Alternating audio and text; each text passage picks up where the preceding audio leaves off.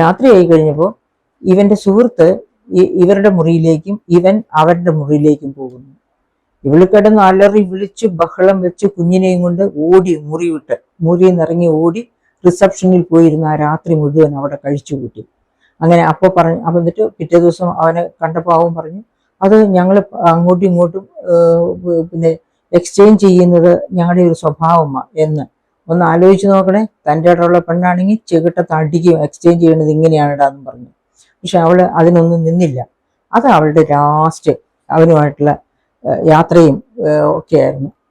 ഞാൻ പറയാൻ പോകുന്ന കേസ് വയനാട് ജില്ലയിൽ നിന്ന് തിരുവനന്തപുരത്തെ ഒരു പ്രശസ്തമായ കോളേജിൽ പഠിച്ച് പോസ്റ്റ് ഗ്രാജുവേറ്റ് ഡിഗ്രി ഒക്കെ എടുത്ത് അതിനുശേഷം ജോലിക്ക് സഹായകമായ രീതിയിൽ കമ്പ്യൂട്ടർ സയൻസും ഒക്കെ പഠിച്ച അതിസുന്ദരിയായ ഒരു പെൺകുട്ടി. ആ കുട്ടി പഠിച്ചുകൊണ്ടിരിക്കുമ്പോൾ തന്നെ അവളെ സിനിമയിൽ എടുക്കാനൊക്കെ ആൾക്കാർ വന്ന് ചോദിച്ചതാണ്. പക്ഷെ അവളുടെ പേരൻസ് അവർക്ക് കൂടെ നടക്കാനൊന്നും പറ്റില്ല, അതുകൊണ്ട് സിനിമയിൽ വിടുന്നില്ല എന്നും പറഞ്ഞ് വിട്ടില്ല. ഒരുപാട് പേര് കല്യാണ അഭ്യർത്ഥനയുമായിട്ടൊക്കെ അവളെ അപ്രോച്ച് ചെയ്തെന്ന് വെച്ചാൽ അവളുടെ ബന്ധുക്കളെ. ആ ബന്ധുക്കളും പറഞ്ഞു ഇല്ല, പഠിത്തമൊക്കെ കഴിഞ്ഞിട്ട് ഉള്ളൂന്ന്. അങ്ങനെ പഠിത്തമൊക്കെ കഴിഞ്ഞ് അഡ്വർടൈസ് ചെയ്ത് ഒരുപാട് ആലോചനകൾ വന്നു. ഈ കുട്ടിയെ കണ്ട എല്ലാവർക്കും വലിയ താല്പര്യമായിരുന്നു.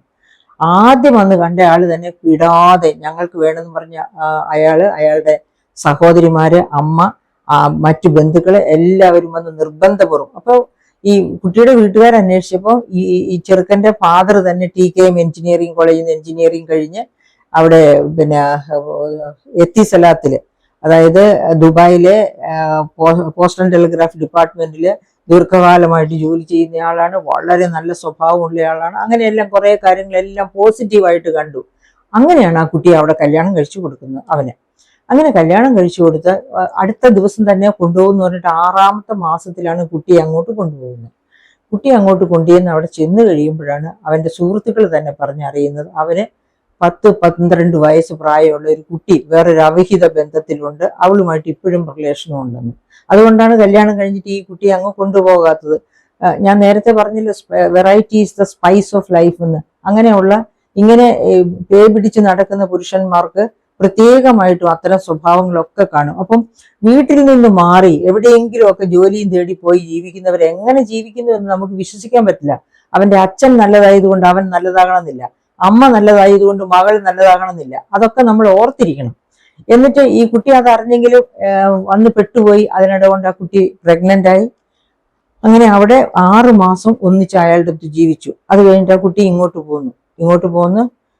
ഡെലിവറി കഴിഞ്ഞ് അപ്പോൾ അവനുമായിട്ട് പിണങ്ങി ഇനി അങ്ങോട്ട് പോകുന്നില്ലെന്നും പറഞ്ഞ് സ്വന്തം വീട്ടിലേക്ക് പോന്നു.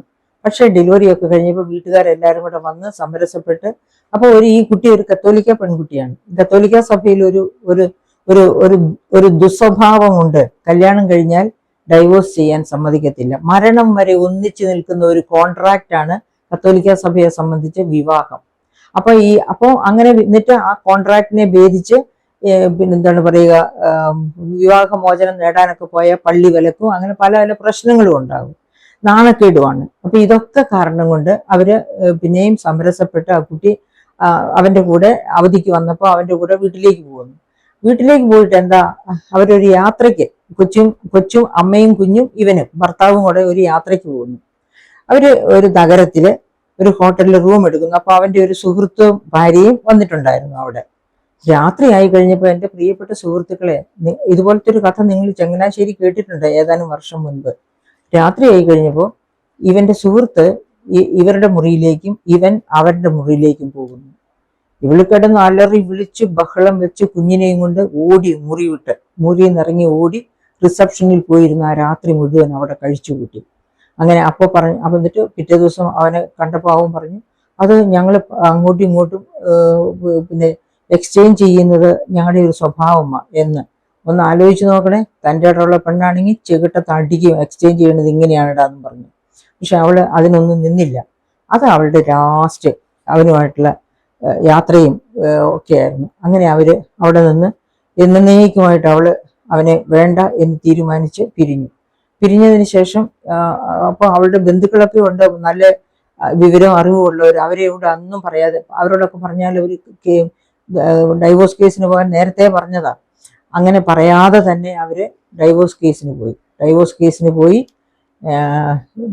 പിന്നെ അവൻ എന്ത് ചെയ്തു, ഞാൻ നേരത്തെ നിങ്ങളോട് സൂചിപ്പിച്ചതുപോലെ തന്നെ അവളുടെ വക്കീലിനെയും കൂടി അവന് പിടിച്ചെടുത്ത് ഈ കേസ് നീട്ടിക്കൊണ്ട് പോയി അവസാനം ഡൈവോഴ്സ് ആയെങ്കിലും അവളുടെ വീട്ടുകാർ എഴുതി കൊടുത്തിരുന്ന ഏതാനും ഏക്കർ ഭൂമി, വലിയ വിലയുള്ള ഭൂമി, ആ ഭൂമി അവൻ വിട്ടുകൊടുക്കില്ല. ഇതിപ്പോ ഞാനല്ലേ നികുതി അടച്ചുകൊണ്ടിരിക്കുന്നത്, അവളുടെ അപ്പനാണ് നികുതി അടയ്ക്കുന്ന വയനാട്ടില്, പക്ഷെ ഇവന്റെ പേരിലാണല്ലോ, അപ്പൊ ഞാൻ നികുതി അടയ്ക്കുന്നു എന്ന് പറഞ്ഞാൽ ഭൂമി വിട്ടുകൊടുക്കാൻ തയ്യാറായില്ല. പിന്നെ കൊച്ചിന് യാതൊരു സഹായവും വേണ്ട, ഇനി കൊച്ചിന്റെ പേരിൽ കേസിന് വരില്ല എന്നുണ്ടെങ്കിൽ ഭൂമി വിട്ടുകൊടുക്കാം എന്നും പറഞ്ഞ് കൊച്ചിന്റെ പേരിൽ ആ ഭൂമി വിട്ടുകൊടുത്തു.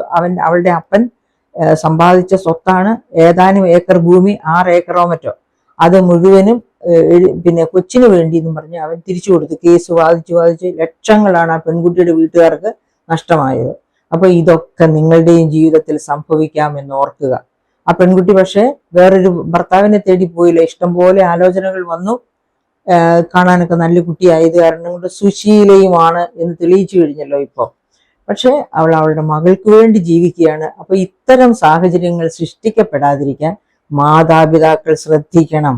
അതിലാണ് അതുല്യയുടെയും വിപഞ്ചികയുടെയും കഥയുടെ കൂടെ ഞാൻ ഈ വയനാടൻ പെൺകുട്ടിയുടെ കഥ പറഞ്ഞത്. വയനാടൻ പെൺകുട്ടി അങ്ങേയറ്റം വിദ്യാഭ്യാസമുള്ളവളാണ്, അവൾ ഒരുപാട് ഗുണങ്ങളുള്ള കുട്ടിയാണ്.